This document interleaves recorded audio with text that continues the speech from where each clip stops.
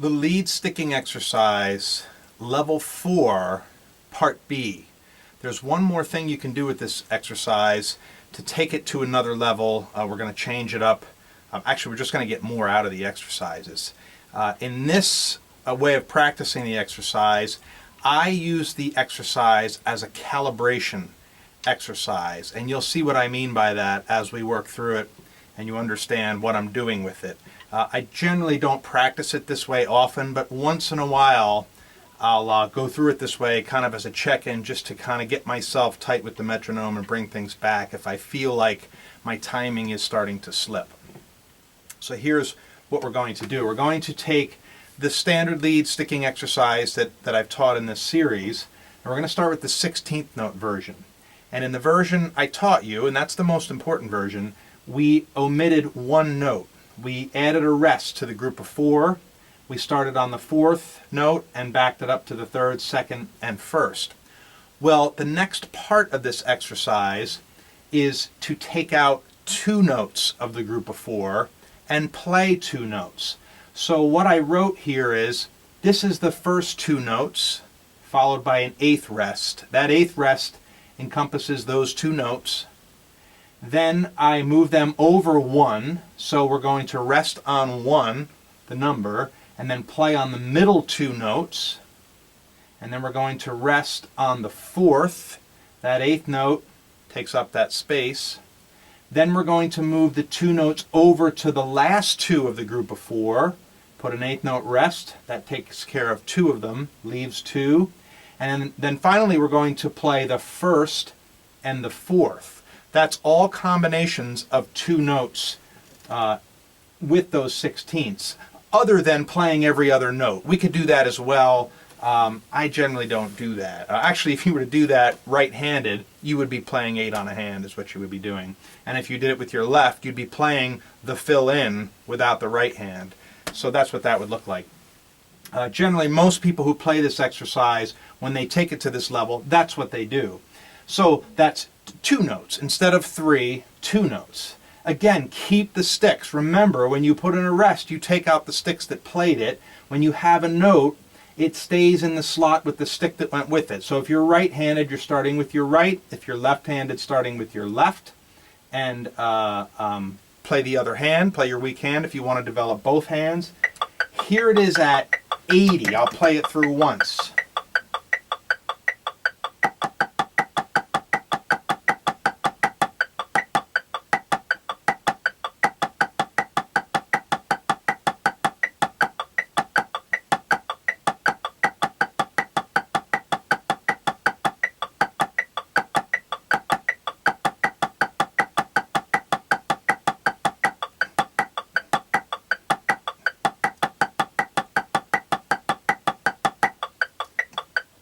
That was slow so you could see it. That actually becomes difficult as you get faster.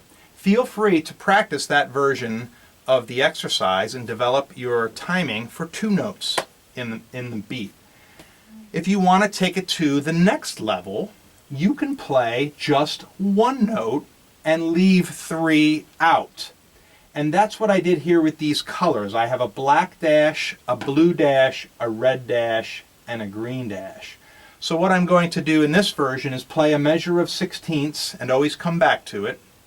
And then I'm going to play a measure where I only play the first note with my right stick, my lead stick. Then I'm going to, the next time through, play the E with my weak stick. Then go back, play the AND with my strong stick.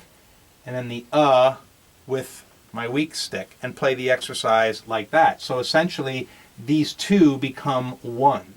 In those slots.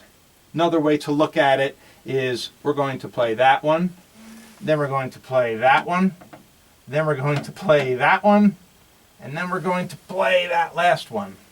Think of it that way. Here it is at 80.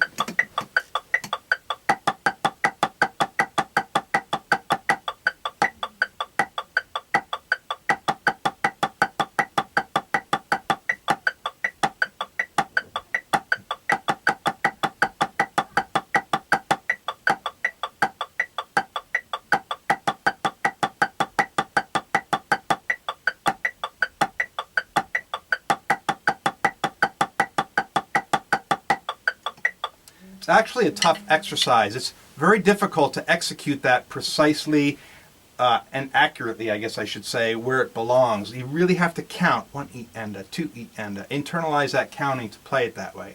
So there's 2 more ways to play that exercise. And finally, if you want to play the exercise, all 3 of those together, you could play the standard lead sticking exercise, and then without stopping play the 2 notes version, without stopping play the 1 note version, and then repeat back through again. So you could make it one long exercise with 3 different sections. That would be a great exercise. Would really force you to focus and concentrate, and would really improve your timing a lot. So the last thing would then be the triplet version. You could do the same with the triplet version. However, the triplet version started with 3 notes, and when I taught you that version, when we put 1 rest in the triplets, we were left with 2 notes. Well, if we put another rest in, we're left with 1 note. We only have 1 note left. So you don't get 3 versions, you would only get 2 versions of triplets. Here it would be triplets. This.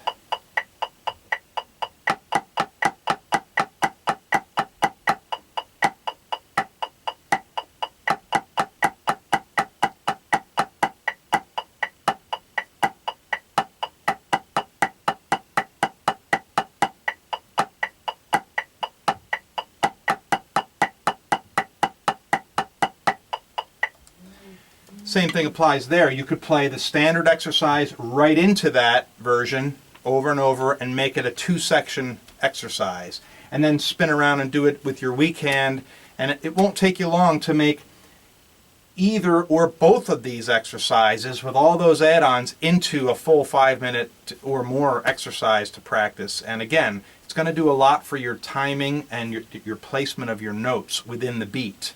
Highly recommend it.